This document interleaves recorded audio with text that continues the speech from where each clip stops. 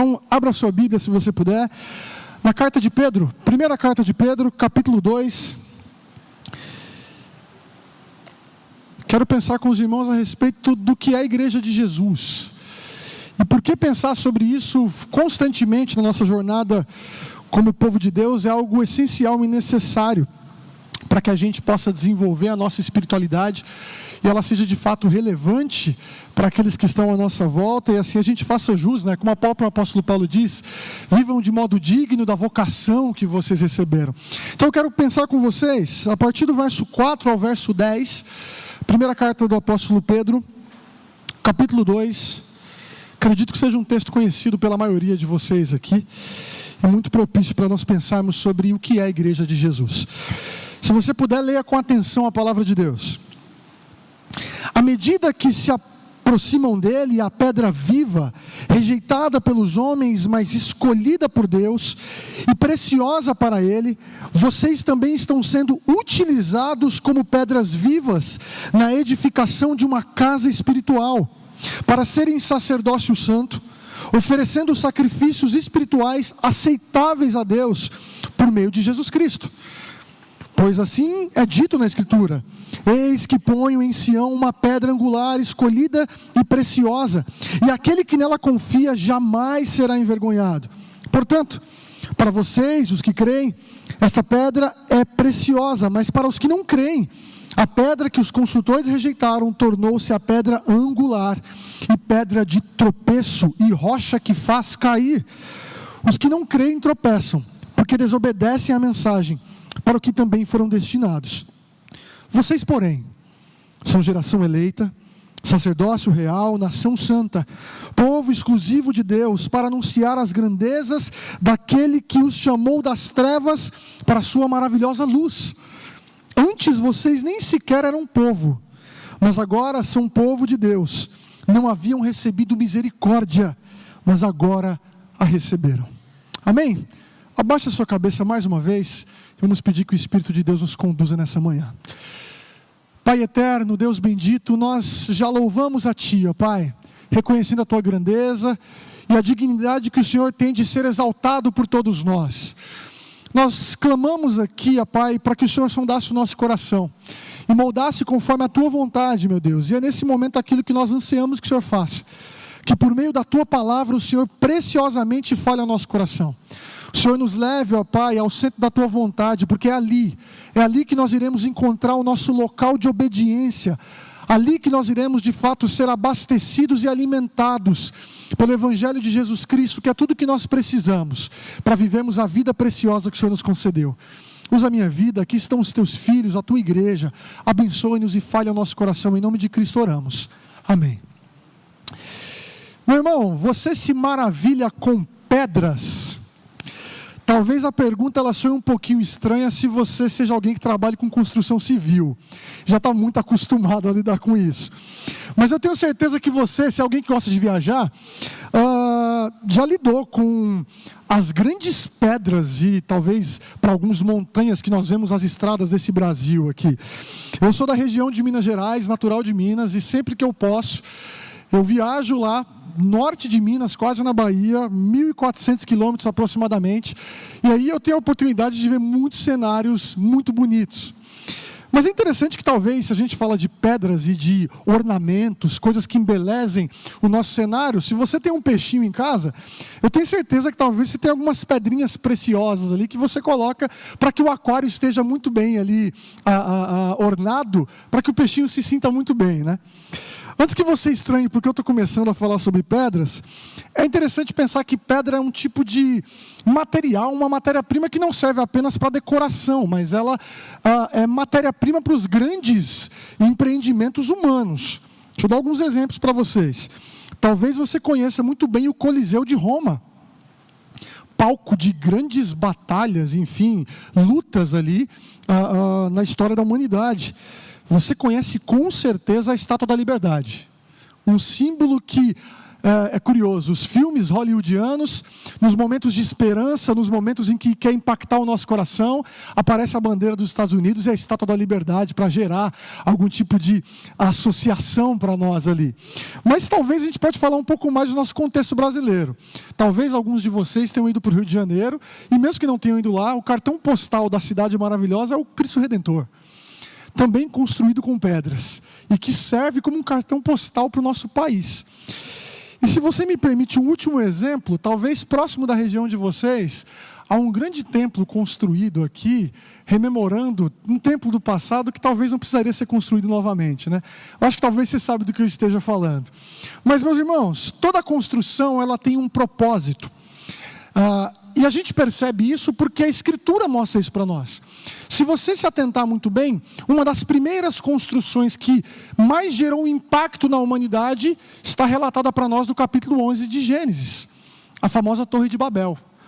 Nós construiremos uma torre que chegará até o céu, e assim o nosso nome se tornará famoso. Se você se lembra da história muito bem, o que acontece? Deus desce, e há uma ironia na passagem, né? A torre vai ser construída até o céu, mas Deus tem que descer.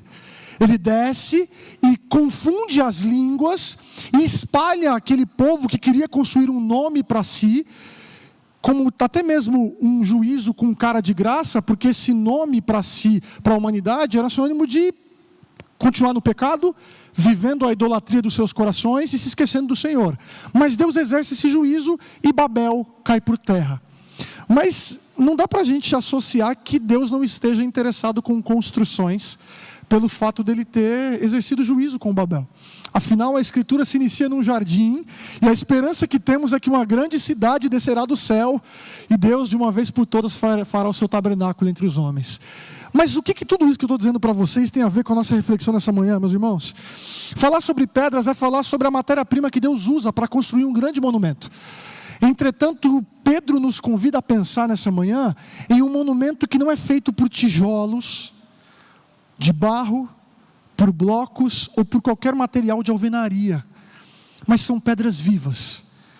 Pedras vivas que são sinônimo de línguas, povos e nações, reunidas com uma grande habitação e casa do Senhor. Nessa manhã eu quero pensar com os irmãos a respeito do que nós temos em Cristo, do que Cristo nos torna e do que Cristo nos leva a ser. Em resumo, nós aprenderemos que em Cristo nós somos separados para o Senhor e enviados em seu nome ao mundo. Simples assim. Em Jesus, ao crermos nele, nós somos sobrenaturalmente separados para Deus e prontamente enviados em nome desse Deus para esse mundo. E eu quero pensar isso com os irmãos em duas lições desse texto. Eu peço que você tenha muita atenção aqui. Olhe só para a carta de Pedro no primeiro verso. Nós vemos que Pedro ele se identifica no capítulo 1 como o apóstolo de Jesus. Aos eleitos e aqueles que são peregrinos. Estudiosos dizem para nós que a ideia aqui é que, de alguma forma, Pedro entende que o povo de Deus, o povo da nova aliança inaugurada em Jesus Cristo, ele recebe uma linguagem de continuidade com o povo do Antigo Testamento. É por isso que ele coloca aqui que são as tribos que estão espalhadas, o povo que está disperso do ponto da Galácia, na Capadócia, na província da Ásia e na Bitínia. Esses que são os escolhidos pelo pré-conhecimento de Deus.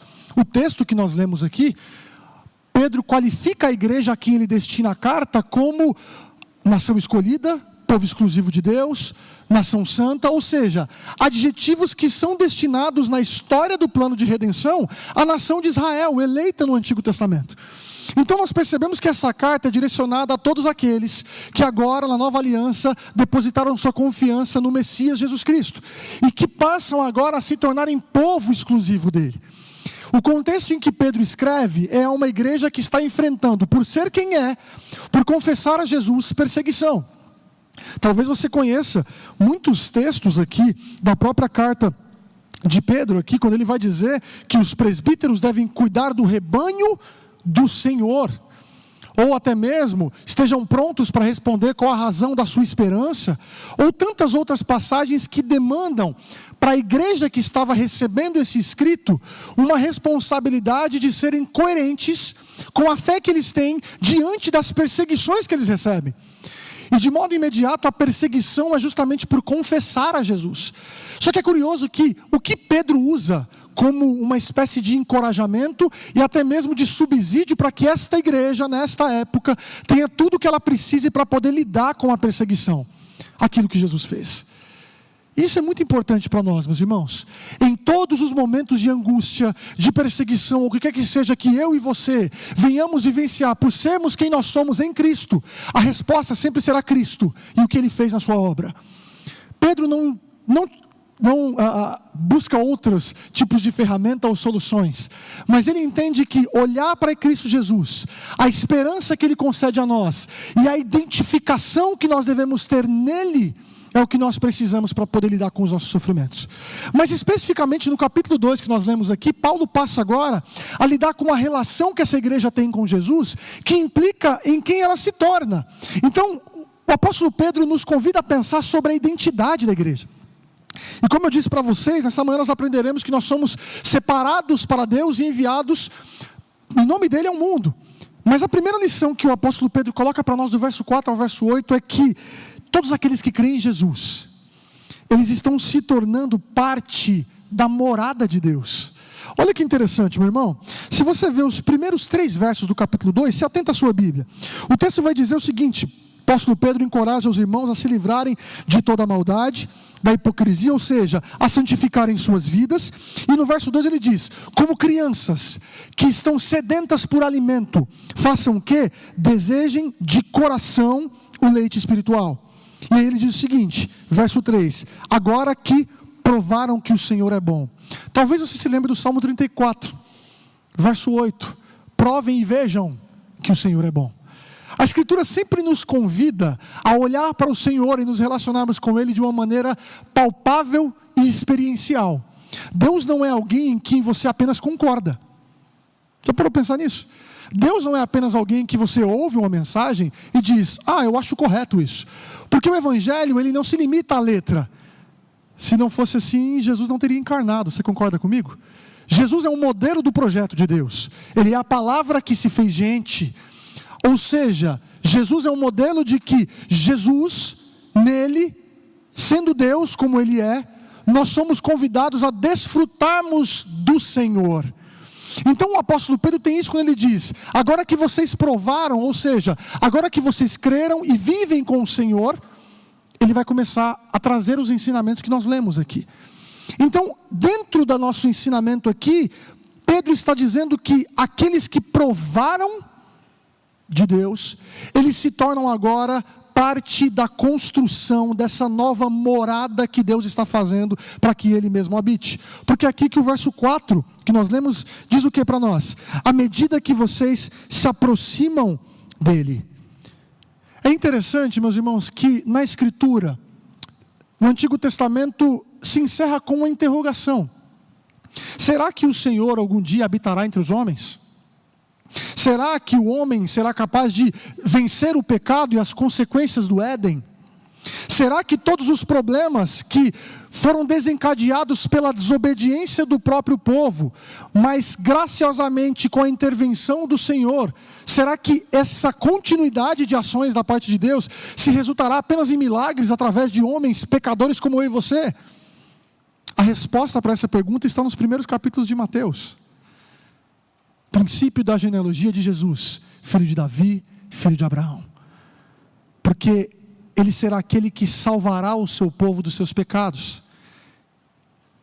E ele será Emanuel, que é Deus conosco.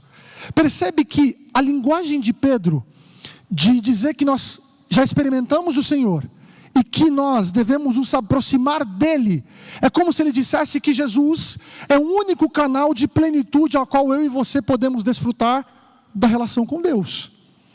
Não são pastores, não são ministérios ideais, é Jesus e somente Ele. Jesus é o local de habitação do crente. Eu e você, quando cremos em Cristo, nós somos automaticamente imergidos em Cristo. Nós, como batistas, entendemos que o batismo representa para nós a morte para a nossa velha natureza e o adentrar essa nova realidade em Cristo Jesus. Mas um sentido até mesmo mais espiritual para nós, A ideia de batismo é que nós somos o quê? Batizados no corpo de Cristo. Nós adentramos agora a realidade do povo de Deus, que é unida pelo cabeça Jesus Cristo. Então Pedro está mostrando para nós que nós, ao nos aproximarmos dele, que é Jesus, veja o que o texto diz: ele que é a pedra viva, rejeitada pelos homens, mas escolhida por Deus. Verso 5: vocês também estão sendo utilizados como pedras vivas na edificação. Então perceba que o texto está colocando para nós que Cristo, ele é a pedra viva que é preciosa, porque ele é o eleito de Deus. Ele é aquele que já era predeterminado para ser o nosso representante. Se você puder ver, lá no verso 19 e 20 do capítulo 1 dessa mesma carta de Pedro, o texto vai dizer assim, verso 19: mas pelo precioso sangue de Cristo, como de cordeiro sem mancha e sem defeito, conhecido antes da criação do mundo, revelado nesses últimos tempos em favor de vocês. É uma linguagem de Pedro de dizer que Jesus não é um plano B. Jesus não é apenas uma ideia secundária que Deus teve porque o primeiro projeto deu errado. Muito pelo contrário. O projeto de Deus sempre foi que Jesus Cristo habitasse entre nós e fosse o nosso condutor. Fosse aquele que nos desse vitalidade. Fosse aquele que concedesse a mim e a você tudo o que nós precisamos para viver a vida que Deus projetou para nós. É por isso que ele qualifica Jesus como pedra viva. Porque a ideia da passagem é que a pedra viva, que é essa pedra angular que é Jesus Cristo, é a pedra que concede vida às demais pedras vivas. É mais ou menos pensar o seguinte, meu irmão: não existe crente sem Jesus. Não existe igreja sem pedra angular. Não existe povo de Deus se a pedra viva, que foi rejeitada pelos homens, não for aceita por nós pela fé. E o que isso nos ensina a respeito da nossa identidade? Talvez você seja alguém que recentemente tenha lidado com luto. Talvez a igreja de vocês, nós estamos sujeitos a isso, a lidarmos com o luto de pessoas queridas que congregaram e caminharam por muitos anos aqui e que estão na glória com o Senhor. Talvez você tenha conhecimento de ministérios que enfrentaram escândalos por talvez algum pastor, algum líder ou qualquer outra pessoa que infelizmente não andou no centro da vontade de Deus. Talvez você viu relatórios de igrejas que fecharam na pandemia. E tudo isso, com certeza, se você é alguém que tem um compromisso com o Evangelho, deve gerar tristeza no seu coração. A gente lamenta por essas coisas acontecerem, mas deixa eu dizer algo para você, meu irmão. A igreja permanece sempre de pé, apesar de todos esses pesares. Porque a igreja é sustentada por Jesus Cristo. Ele é o que dá vitalidade ao povo de Deus. É Jesus que faz com que a igreja prevaleça em pandemias. É Jesus que faz com que a igreja prevaleça diante do luto. É Jesus que faz com que a igreja permaneça apesar de nós mesmos. Pedro está nos convidando a pensar na igreja pensando em Jesus. Pedro está falando que a gente pense em cristologia, em eclesiologia. Duas áreas da teologia que são abraçadas. Não há como pensar a respeito do que a igreja é e do que ela deve fazer, se nós não tivermos uma compreensão profunda e clara de quem Cristo é e do que Ele fez. É por isso que Ele vai colocar para nós que vocês estão, preste atenção no verso 5, sendo utilizados como pedras vivas na edificação de uma casa espiritual, para serem sacerdócio santo, oferecendo sacrifícios espirituais aceitáveis a Deus por meio de quem? De Cristo. E aqui cabe um paralelo muito interessante com o que o Antigo Testamento nos ensina a respeito da habitação do Senhor. Se você sabe muito bem, Gênesis capítulo 1 e 2 nos mostra o plano de Deus de se relacionar com o homem. E após o pecado, nós temos ali uma referência de que na viração do dia, Deus se encontrava com Adão e com Eva, mas após o pecado, Adão e Eva, nossos representantes, são expulsos da presença do Senhor. E a partir daqui, a história do povo de Deus se desencadeia como uma história de alguém que quer voltar para a presença de Deus, mas que por causa dos seus pecados não consegue fazer isso. E mediadores e representantes são levantados: Noé, Abraão, Moisés, José e tantos homens que, como representantes do povo de Deus, eles servem para trazer esperança, para que Deus restaure esta relação que foi quebrada por causa do pecado.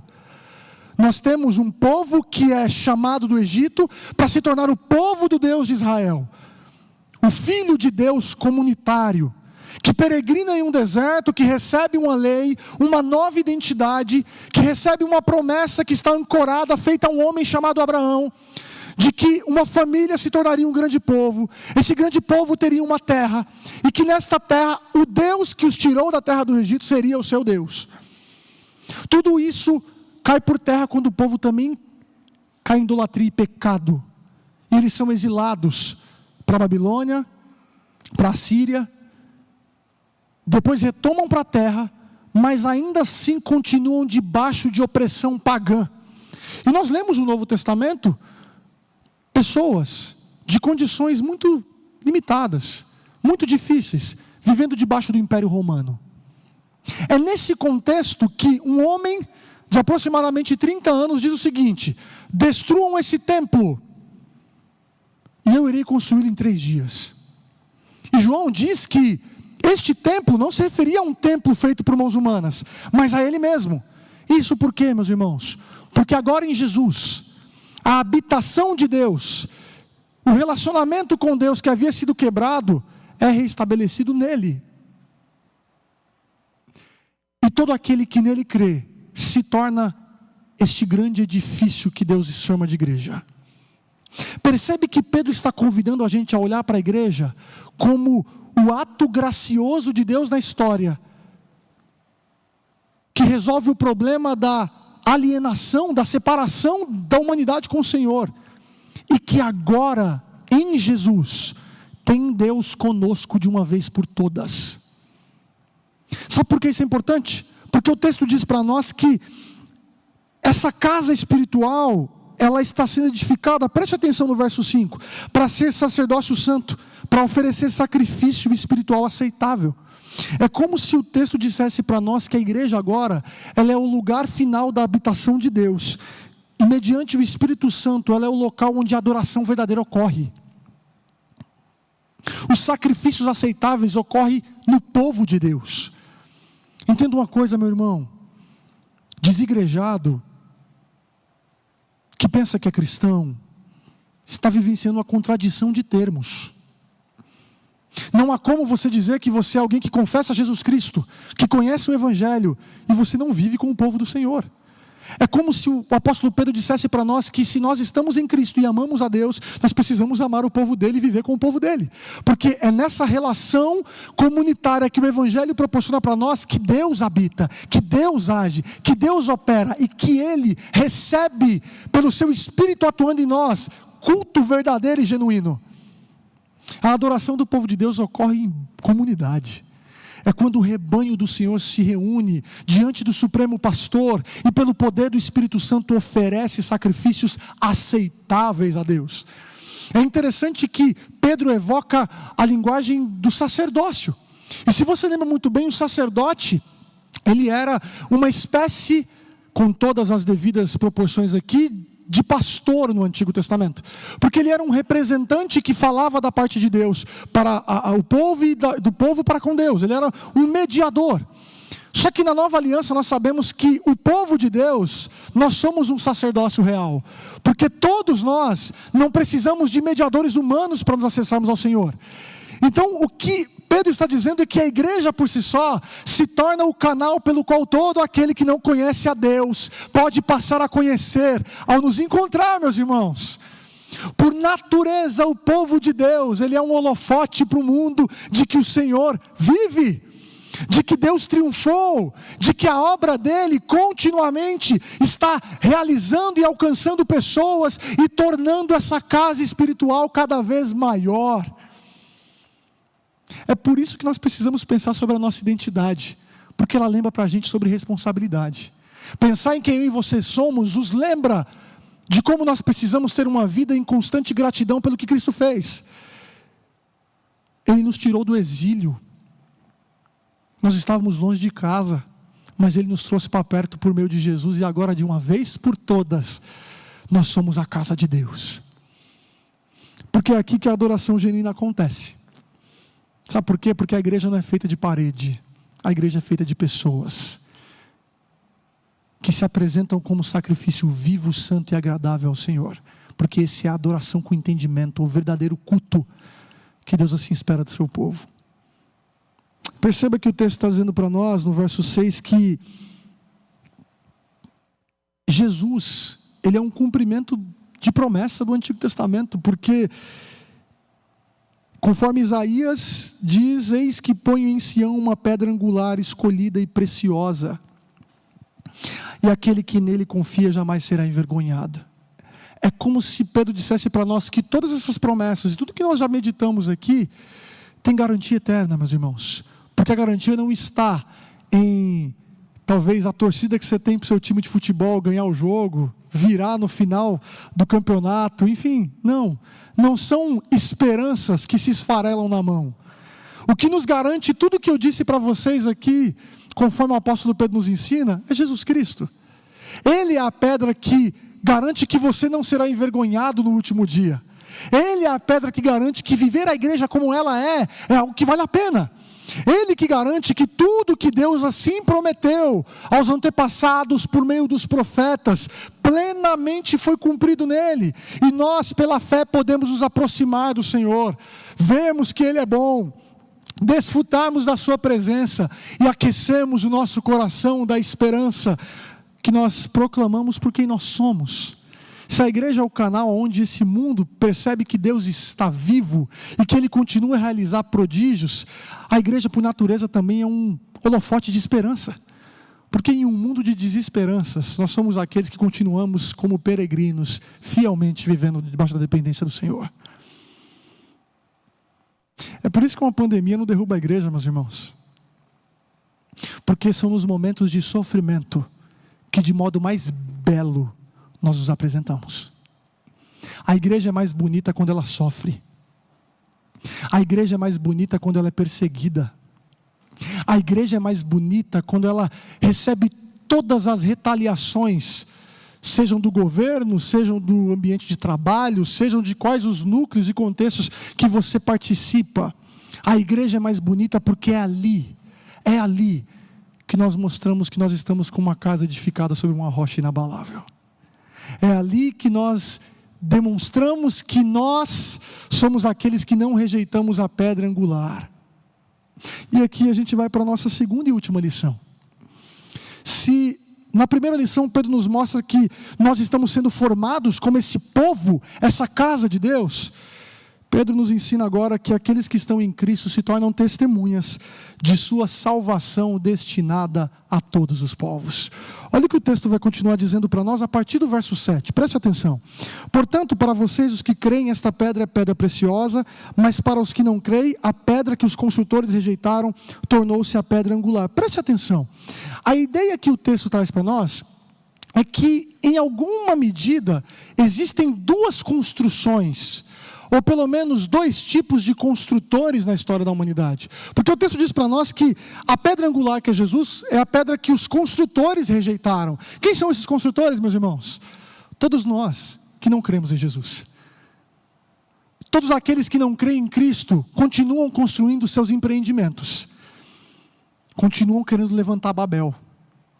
Continuam querendo construir coisas feitas por mãos humanas para que o seu nome seja conhecido, para que a idolatria do seu coração seja alimentada, para que os seus sonhos e desejos que não têm o Senhor como centro, sejam realizados. É como se o apóstolo Pedro dissesse que todos aqueles que rejeitam a pedra, eles estão construindo edifícios debaixo do pecado, e que no final, no último dia, cairão. É por isso que ele continua dizendo que a pedra angular é para os que creem, mas ela é pedra de tropeço e rocha que faz cair, porque os que não creem tropeçam, porque desobedecem a mensagem para o que também foram destinados. É como se o texto dissesse para nós que aqueles que rejeitam a Jesus como seu Senhor e o seu Salvador, em alguma medida ainda assim irão encará-lo. Não há como rejeitar Jesus como se Jesus fosse alguém a quem nós colocamos de lado, muito pelo contrário. Jesus, Ele é o supremo Salvador e reto juiz. Ele é aquele que, como reto juiz, há de julgar a terra, e tem feito isso já, ancorado na sua obra no Calvário.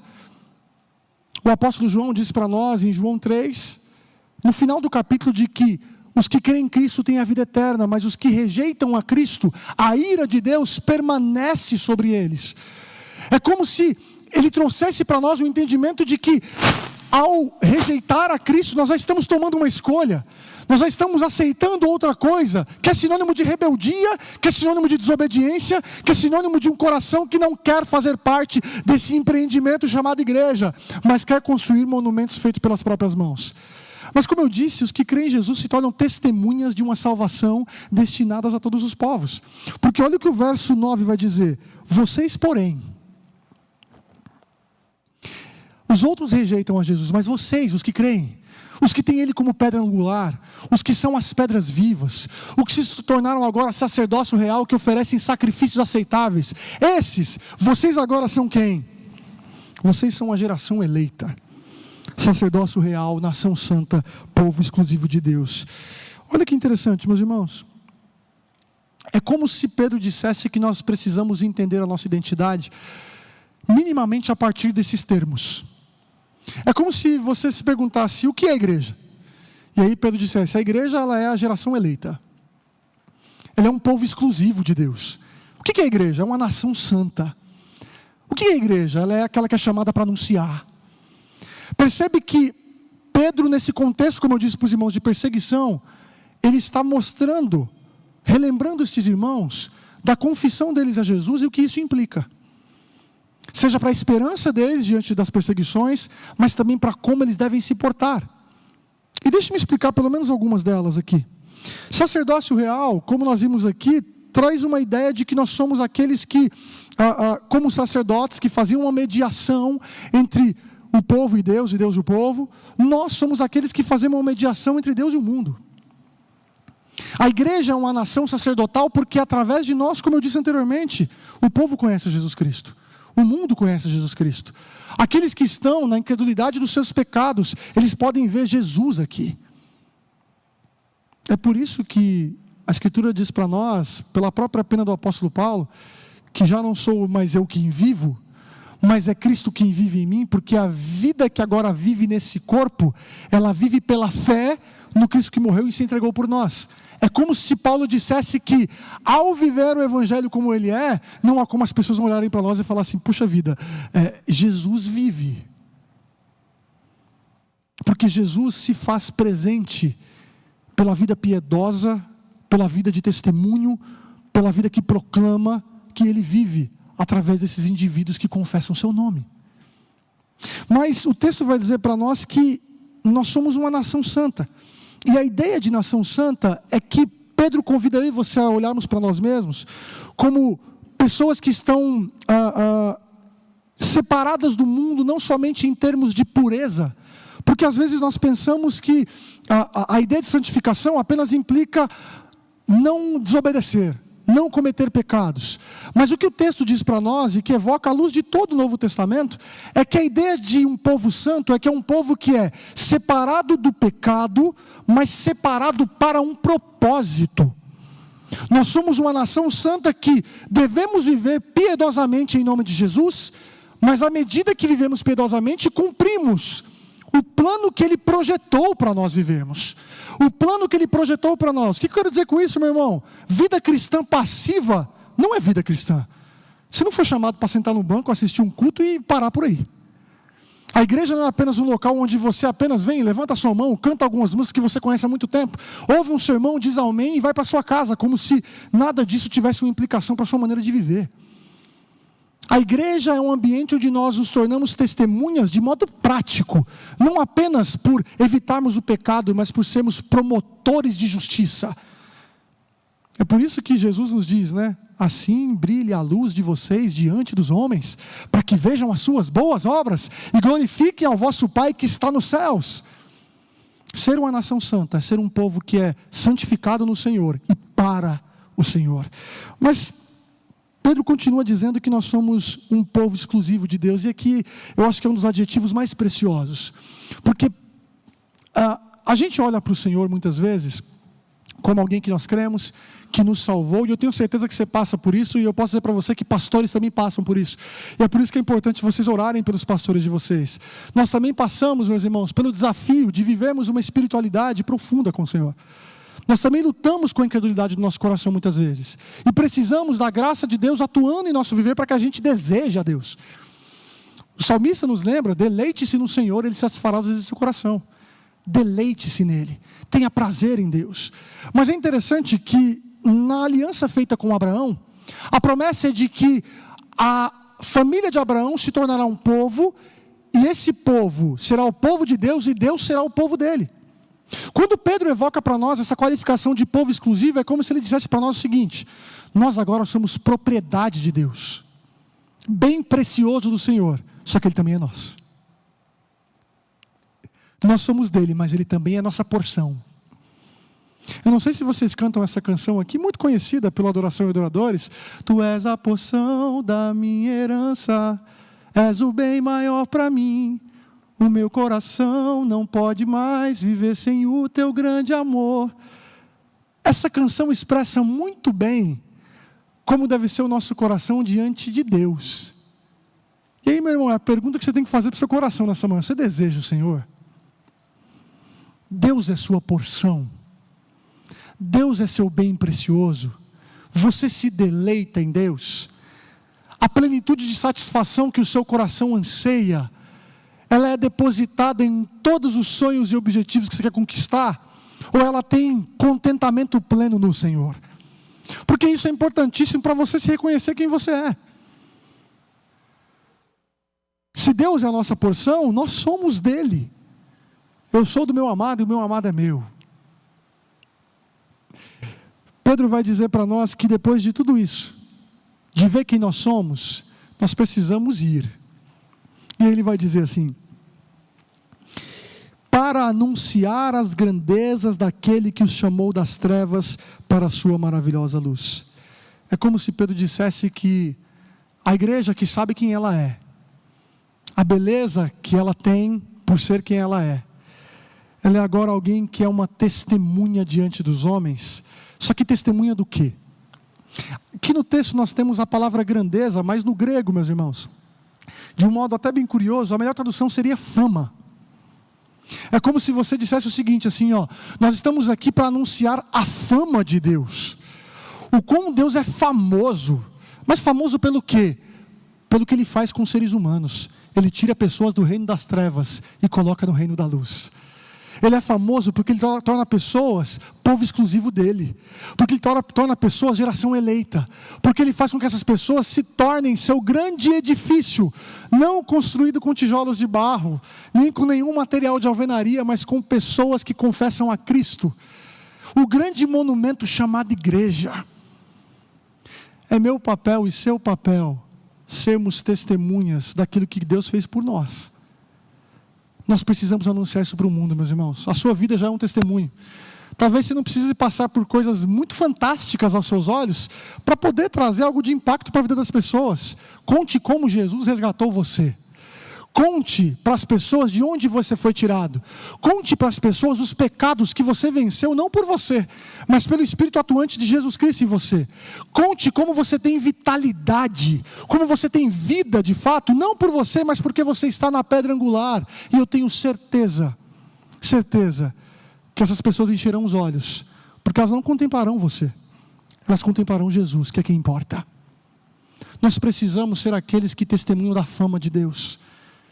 E o texto vai dizer o seguinte, terminando no verso 10: antes vocês nem sequer eram povo, mas agora são povo de Deus, não haviam recebido misericórdia, mas agora receberam.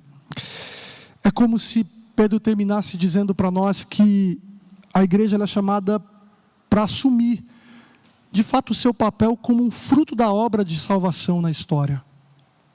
A gente nem era povo, a gente passou a ser. A gente não tinha misericórdia, mas a gente recebeu. Por quê?